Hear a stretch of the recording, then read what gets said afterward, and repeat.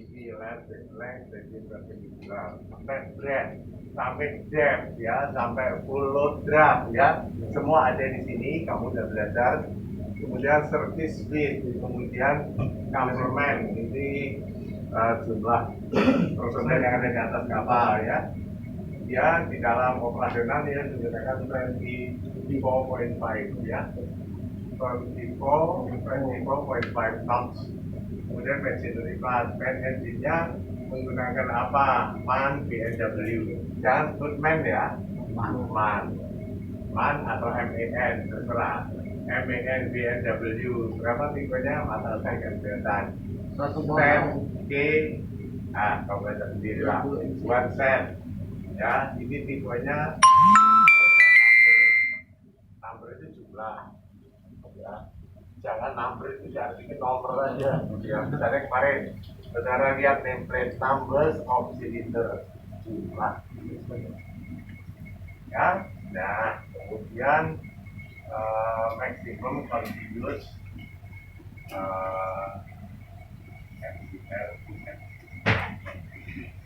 rating, maximum continuous rating MCR. Nah, itu dayanya berapa? Daya maksimumnya 4.000 sekian.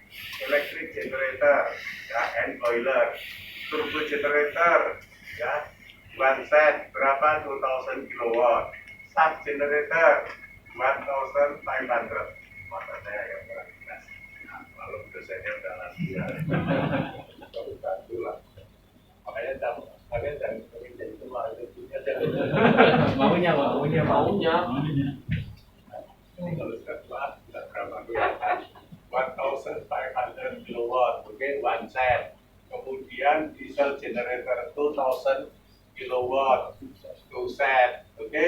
Kemudian ada boiler 18,000 kg, kilogram itu kg ya.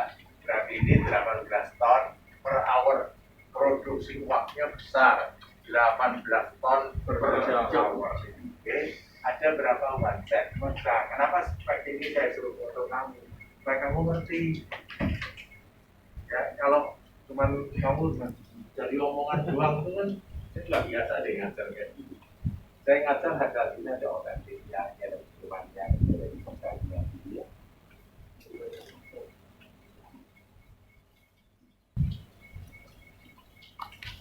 Okay, so we come back to here.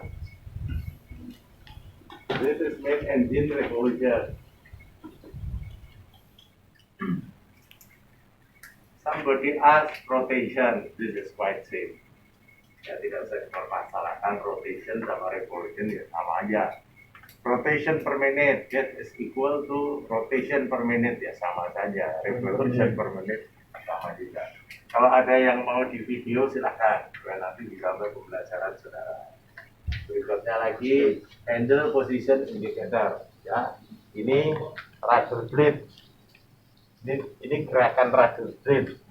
Misalnya ya, handle position indicator ya. Nih 0, 5 degree left, 5 degree right, atau starboard. Nah, ini perintah-perintah ini perintahnya orang cek lah. Ya. Oke, kemudian berikutnya lagi radial angle. Ini sudut. Radial angle itu kemudi ya. Sudut kemiringan badan kapal. Ya. Ya, ini sudutnya kemudi. Dulu sudut kemudi hanya 35, di kapal-kapal generasi akhir sudah sampai 40 gitu. Ya. Nah, ada peraturan SOLAS yang banyak tidak dilakukan oleh masinis di kapal. KKM sekalipun sering-sering tidak melakukan. Kenapa? 12 jam ketentuan SOLAS sebelum mulai gerak, kemudian harus dites. Ya, 12 hours before maneuvering, the rudder will be tested. Harus dites. Apa gunanya? Supaya tahu kalau ada gangguan, ada kelainan, ada ketidaksesuaian, itu sempat memperbaiki karena ada waktu 12 jam. Apa sih yang sering-sering kemudi itu masalah? Tangki minyaknya sudah berkurang, Hidrolik. oilernya enggak tahu. Sudah oilernya nggak tahu, masinis nggak tahu juga. Begitu masinisnya nggak tahu, marahnya sama oiler. Goblok kamu, ya tahu juga goblok juga. Ya makanya kalau jadi masinis itu dalam 4 jam itu jangan ngendor di kontrol room aja, Dingin Pak di kontrol. ngadem. Ya, kalau masinisnya modelnya kayak gitu ya silahkan aja. Karena hidup ini kan harus memilih. Ingin jadi orang sukses apa orang cukup-cukup makan aja, silahkan. Kalau kamu yang pengen cukup-cukup makan aja sudah menikmati, sok, mangga. Tapi yang pengen sukses, ayo bareng saya. Ya, kita harus rela bertelur-telur ini karena sampai sedikit pikiran kita terus tentang apa yang belum saya lakukan, apa yang belum saya pegang, apa yang belum saya kerjakan. Itu yang membuat kita jadi kepengen tahu, rasa keingin tahu. Jadi nggak cepat puas. Nah, itu tadi tangki. Loh kok minyaknya bisa berkurang gimana? Bocor. Kan biasa itu di rem ini. Saya ingin berikan satu informasi kepada kamu ya. Kalau kamu mau melaksanakan di kapal, tugas. Rem itu, sekarang saya bilang rem tahu ya? Lancer itu. Itu kan dalam bahasa Inggris kan disebut rem.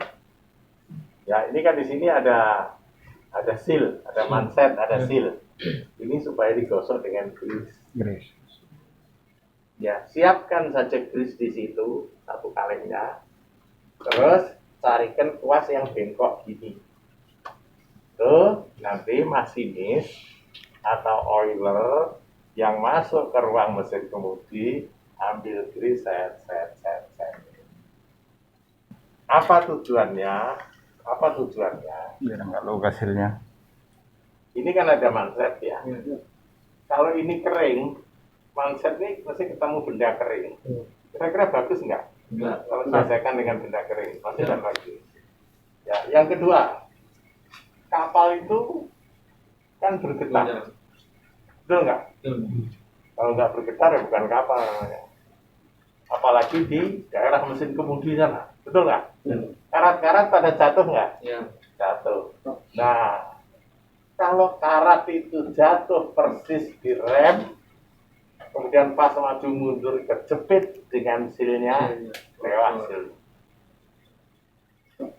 Banyak masinis nggak ngerti. Jadi gimana cara ngatasinya? Taruh grease saja terapinya. Siapa yang mau ngawasi karat jatuh? Kalau ada karat jatuh, dia nangkring di atas grease. Pada waktu dipesut, yang kena grease-nya nggak mungkin kena karatnya. Masuk akal nggak? Ya. Karena yang dipesut itu grease, yang dipesut itu shaft-nya. Jadi selamat yang kotoran-kotoran tadi. Sekarang siapa masinis yang mikirin kayak gitu? Nggak ada kan? Mas Don. Nggak ada kan? Nah, saya sengaja mengingatkan kepada kamu, karena di mana-mana saya di kapal saya melakukan itu. Persoalannya apa? Repair RAM itu biayanya mahal sekali. Saya kan di Singapura superintendent dari 2 tahun lebih ya. Ada 19 yang ngedopen kapal di Singapura. Itu kalau saya memperbaiki rem itu biayanya mahal.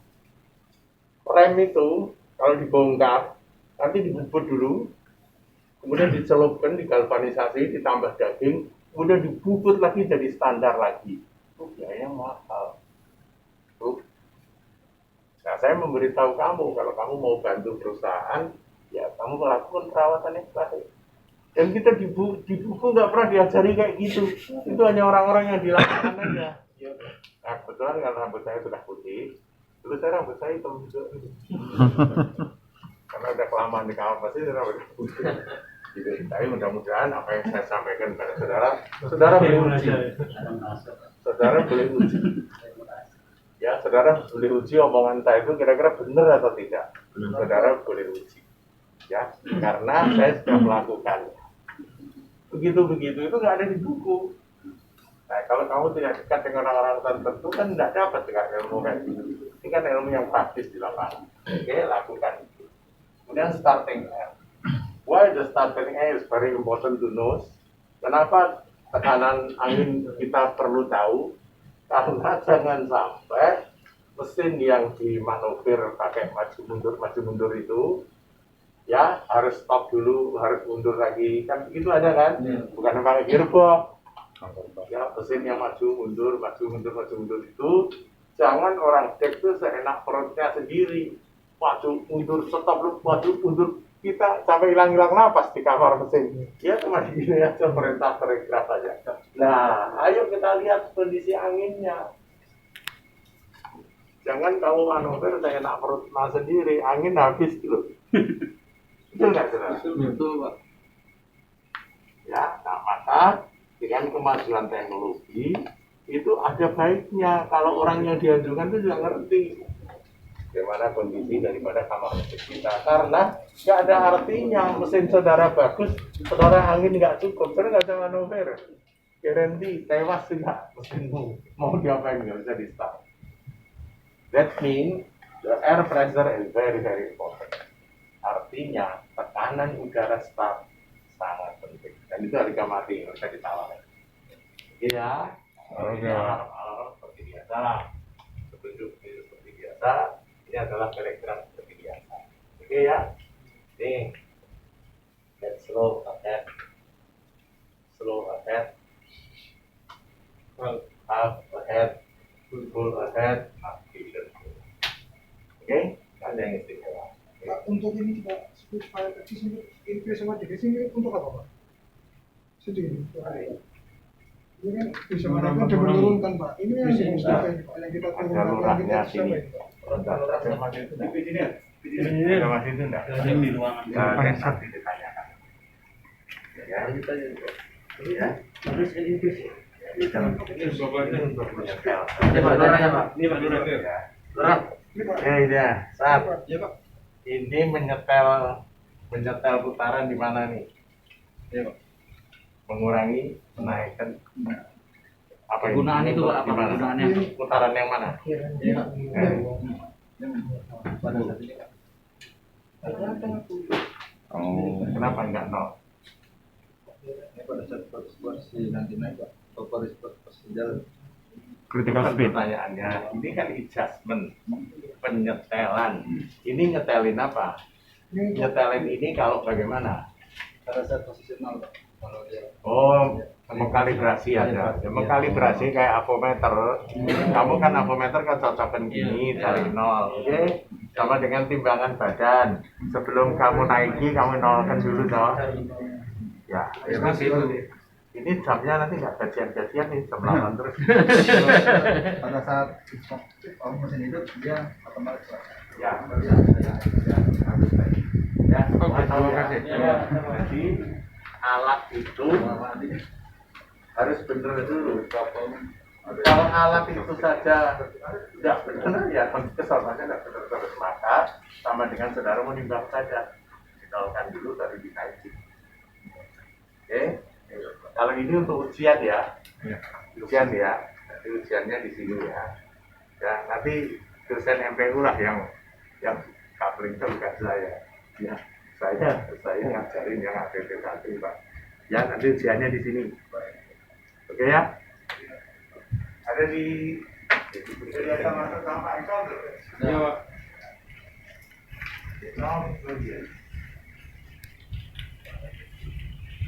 So this is engine control console related to bridge control control.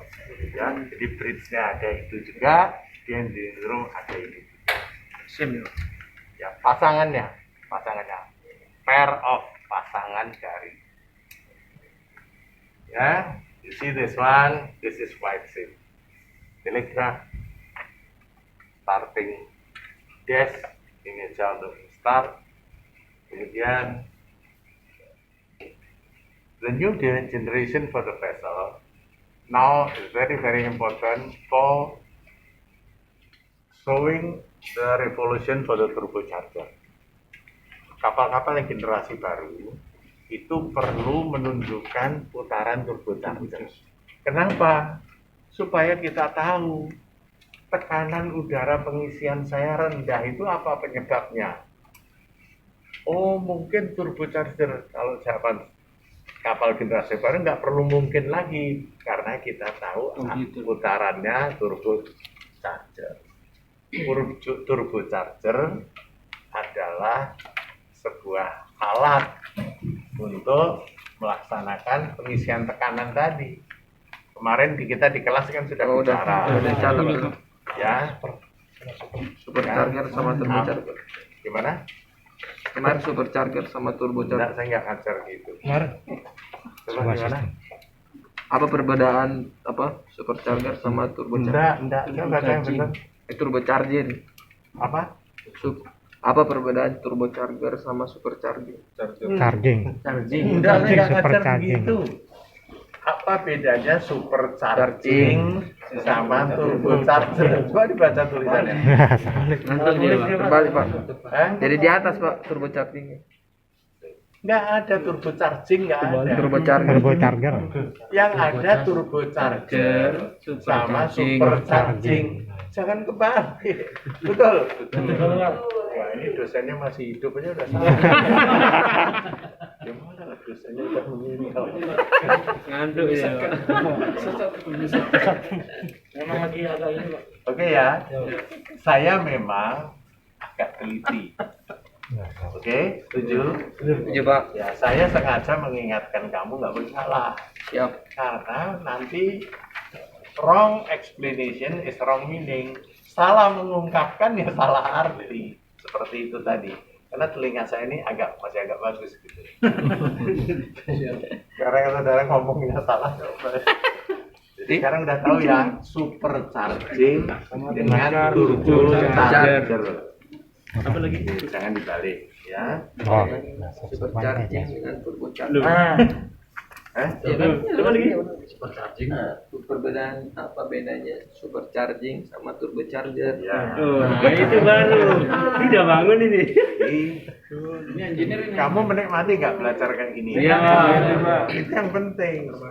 Ya. Ya kalau belajar udah nggak menikmati hasilnya mesti nggak ada, udah jamin. Belajar udah ngantuk mah nggak ada guna. Belajar ngantuk mau mikirin ngantuk, nggak bisa tidur ya gitu. Ya. Oke saudara, saya bersusah payah di sini sebetulnya kepingin putra-putra Indonesia itu juga bisa. Amin. Karena hanya itu yang bisa kami berikan kepada saudara. Gitu. Ilmu kami ini yang bisa kami berikan pada saudara. Nah, dengan saudara memiliki ilmu yang bagus, saudara bisa bekerja dengan baik, sudah mendapatkan nafkah yang baik untuk keluarga, untuk nyekolahkan anak-anak, untuk membantu orang tua. Kan itu pekerjaan mulia itu. Sementara saya tiap hari bawa tas gini aja, tiap hari nggak berubah saya. Tapi kamu kan berubah. Gitu ya. Dan semangatnya tetap tinggi. So, I come back to this matter. Saya kembali kepada persoalan. Number one, turbocharger revolution. Number two, number three. So, see this one, we got the 3 unit turbocharger. Okay. Number one, turbocharger. Number two, turbocharger. 안녕하세요. Number three, turbocharger. Number one, air cooler, blah blah blah. Okay. Ya, tiga turbocharger. This is called intercooler also. Air cooler will be exactly same to intercooler, same to air cooler. Okay.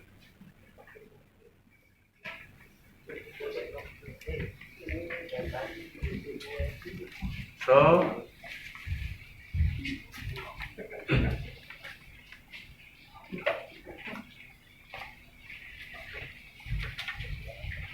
the old vessel, the old design vessel, you cannot find this equipment. Kapal-kapal lama kalian tidak akan pernah menemui itu. Tapi di kapal-kapal generasi akhir pakai itu. Ini membantu para masinis untuk mengindikasikan turbocharger-nya bekerja baik. Ya, so your turbocharger in good condition or not, this important thing. The problem is, if you got the problem for the turbocharger damage, you cannot see from outside. Kalau kamu menghadapi turbocharger ada kerusakan, kamu nggak bisa lihat dari luar. Itu persoalannya. Makanya masinis tetap ketika ketinggi aja biar turbochargernya membleo, dia nggak paham juga karena nggak kelihatan dari luar. Different with the engine, betul nggak? Berbeda dengan mesin. Oke? Nah, turbocharger that means equally like a compressor. Turbocharger itu sama seperti kompresor. Turbocharger is like air pump. Turbocharger itu adalah seperti pompa udara, betul nggak? Kalau dia nggak bisa berputar kencang, berarti dia pompanya nggak bagus. Hasil tekanan udara pengisian pasti nggak bagus. Gitu aja. Nah, apa yang menyebabkan turbocharger tidak bisa berputar tinggi? Macam-macam. Misalnya kita bicara nose ring-nya sudah bengkok-bengkok. Nose ring tahu? Nose ring? Ya nanti semasa kelas lah ya. Warna kuning dia tampak. Dilihatkan di internet, dilihatkan di laptop saya. Kalau sekarang nggak bisa ngomong saya, nggak ada barangnya. Ya, nose ring itu nozzle itu pipa pancar kalau di dalam turbin. Ya, apakah turbin gas turbine, steam turbine? Apakah namanya turbin uap atau namanya turbin gas? Kalau turbin pasti butuh nozzle. Oke? Kalau motor diesel juga butuh nozzle juga, tapi beda. Nozzle pada motor diesel for spraying, for injection the fuel, untuk menginjeksikan bahan bakar. Oke? Nah, kalau nozzle untuk meningkatkan kecepatan uap. Kalau turbin gas meningkatkan kecepatan gas. Apa bedanya turbin uap sama turbin gas? Ya yang lewat, yang mendorong sudu itu gas apa uap, itu aja bedanya. Pak, kalau turbochargers yang paling sering itu problemnya di bearing apa di nozzle ringnya? Bearing itu punya lifetime. Turbocharger got two unit bearing, lower side and turbine side. Lifetime for the bearing is around 9,000 running hours. Ya, 9.000. Saya bilang around itu sekitar. Ya, turbocharger saya VTR 550. VTR 550. ABB tahu kan? ABB, BBC, IHI, Napier, itu tipenya itu. Satu, turbocharger itu punya lifetime untuk bearing. Yang kedua, bearing itu umumnya tidak akan rusak kalau pelumasannya baik. Itu aja jawabnya. Pelumasan dilihat di mana? Ya di side glass. Makanya masinis ini harus rajin ngintip. Ngintip minyak maksudnya. Oke. Yang kedua, kerusakan nozzle, kerusakan blade itu sudu, ya, nozzle ring itu ada yang menyebut juga nose ring, sama aja ya, jangan terkecoh ya. Nozzle ring dan nose ring. Kamu masih ada pertemuan berapa kali lagi? Habis? Betul. Ketua. Kita tanggal 29 udah dua minggu depan. Satu kali lagi. Ya nanti yang laptopnya dibuka di kelas saja ya. Di sini tidak memungkinkan. Siap. Ya nanti semua ada lah. Kan ilmu saya di situ. Oke. Kerusakan nozzle ring, ya, damage or nozzle ring or rotor blade, effect from overheating. Kerusakan dari nozzle ring dan root itu sudu jalan tadi, rotor blade sudu jalan adalah overheating. Overheating that means panas yang berlebihan. Indikasinya bagaimana? Yang gampang kelihatan. Kalau kalau pipa gas buang sampai sering-sering merah, itu kita sama dengan menghancurkan turbocharger kita. Tapi banyak masinis tidak ngerti, ngerti ya. pipa gas buang sudah merah dia sudah ngerti ya. Dia nggak ngerti ini jebol turbo charger ini. Apalagi bukan hanya pipa gas buang that mean exhaust manifold, completed to turbo charger also Selesai.